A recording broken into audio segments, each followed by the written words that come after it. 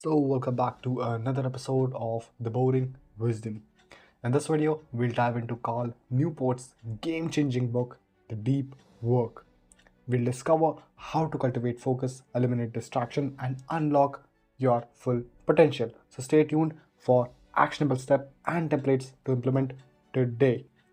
So, let's start with the first point, why most people struggle to focus. So, in the world filled with endless notification and distractions, deep focus has become a superpower. So if you can sit down and actually can focus for maybe an hour or maybe two, then you have some sort of superpower in this distracted world. Carl Newport, the author of this book, deep teaches us how to reclaim our attention and use it to achieve remarkable results. So basically, this book is all about based on how you can possibly grab all of your attention and direct it towards something constructive, towards something productive. So let's explore on why focus matter and how distractions are holding you back. So, before jumping into how exactly you can implement deep work in your life, first let's understand what exactly is deep work. So, deep work. Deep work is where the magic happens. It's about dedicating your full attention to meaningful tasks, pushing your cognitive limits, and achieving extraordinary outcomes. So, if you're sitting on doing some sort of maybe, let's say, a productive work, maybe writing a book, creating a course, or coding some sort of website or application on anything, and you have no thoughts in your mind other than your work, you're just all into work. No random thoughts, no overthinking, nothing else. That is deep work. It's the opposite of shallow work, those low value repetitive tasks that consumes your day. So let's uncover how deep work can transform your productivity. So basically, deep work is nothing but an extraordinary level of attention that you get whilst you are doing something which you love to do. So let's jump into using deep work to transform your productivity. So, first, let's talk about the problem. Before jumping into the productivity, before applying our deep work into productivity, let's understand what exactly is our problem.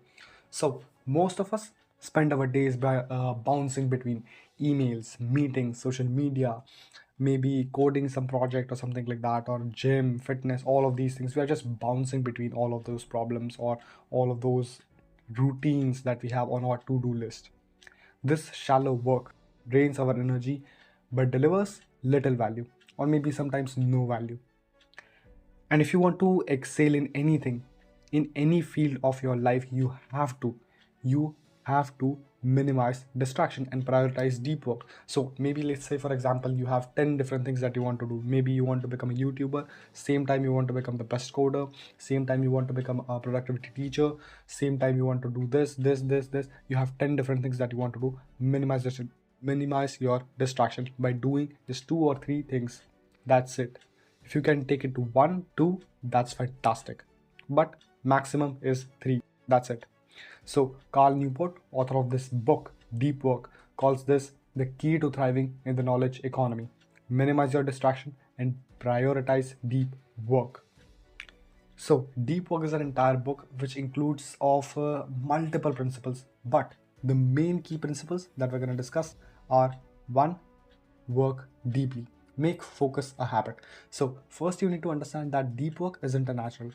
It's not something which you gain naturally. It's not some sort of like talent or some inbuilt chip or something like that that you can just do deep work. It's a skill that you develop over time with practice. So, in order to work deeply, you must design an environment and schedule to support focus. You have to design an environment where you are not distracted by notification, where you are not distracted by random people shouting at each other. You're not distracted by your television or something like that. So, just sit in a quiet place where you can block out all the distraction. Then set clear goals. You need to know what you're doing. At least you need to understand that what you are trying to do. You're just opening your laptop and you don't know what you want to do. You just want to make $1 million, but you don't know how. That's not how it works.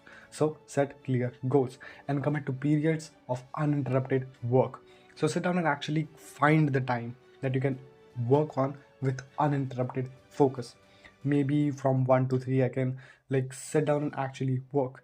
maybe at night, maybe early in the morning when there is no distraction whatsoever. Everyone is asleep, I can work because this is the point where I can get uninterrupted focus. Find that time. The more you practice, the better your focus becomes. Principle number two, learn to resist the distraction. So, focus isn't about working, it's about training your mind to resist the distractions. So, say for example, that you are the kind of cricketer who just knows that how to hit maybe four sixes, but you don't know how to dodge balls, like plate or something like that. I don't know what exactly you say that, but you just don't know how to resist the distractions. You just know how to work, but not resist distraction. So every single time you get a distraction, you are distracted. So when you're bored, resist the urge to reach to your phone. This is where the deep work actually comes into the play. When you are bored, when you're particularly bored of the work that you're doing, when you're stressed, when you want to like actually quit, you have to resist that urge to reach for your phone, to reach to your bed and actually sit and work. So instead, let your mind wander or use the time to plan. So in that particular time, maybe when you're bored, maybe when you're stressed, grab a piece of paper and a pen and start to plan the things that you want to accomplish. Maybe do journaling, maybe just sit down and write affirmations, say for example. So by embracing the boredom, you'll strengthen your ability to focus when it matters the most. You're not just frying your dopamine on random nonsense social media, right? And that gets us to our next principle, which is quit social media. Reclaim your time and attention. So, social media is a productivity killer. Newport suggests that digital declutter. This is the concept which is introduced in, not introduced, I think it's enlightened more into this book, digital declutter. So you can go and Google it. So it basically evaluates which platform add real value and eliminate the rest.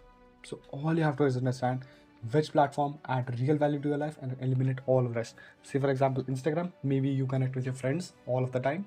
So maybe keep that. If you're not scrolling reels all day long, then maybe keep that and eliminate the rest of all of it. Pinterest, Twitter, whatever that happens to be, and all of the different nonsense applications, Snapchat or something like that. So ask yourself, does this tool support my professional or personal goal?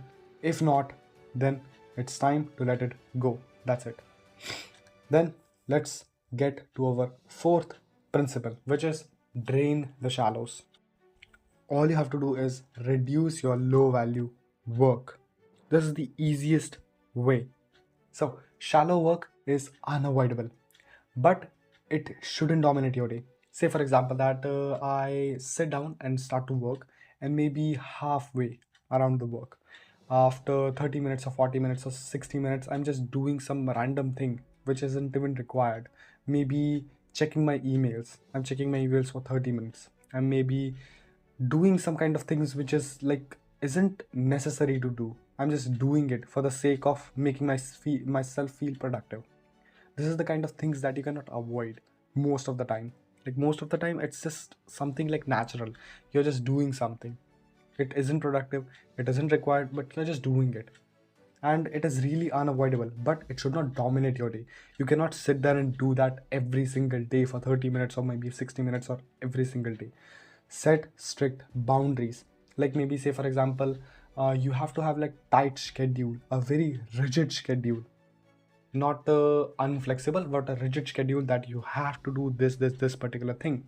So when you have those kind of things, the shallow works becomes like really hard to put into game. So when you have the rest time, use that for high impact activities. Remember, the quality of your work matters, not the quantity. So the key is that deep work doesn't make you more productive. It enhances your creativity and provides you a deep sense of fulfillment.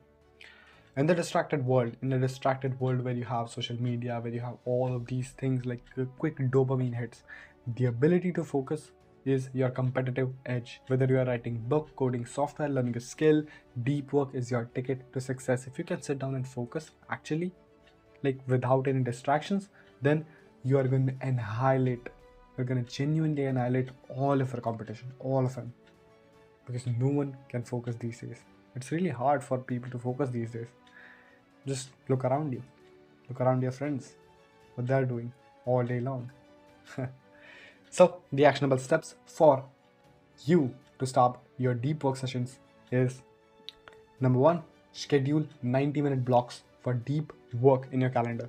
Every single day, you have to have a defined 90 minutes of deep work focus. Say, for example, that I wake up at 4, so 4 to maybe for 90 minutes, maybe an hour and 30 minutes. So for 5:30, that's 5:30.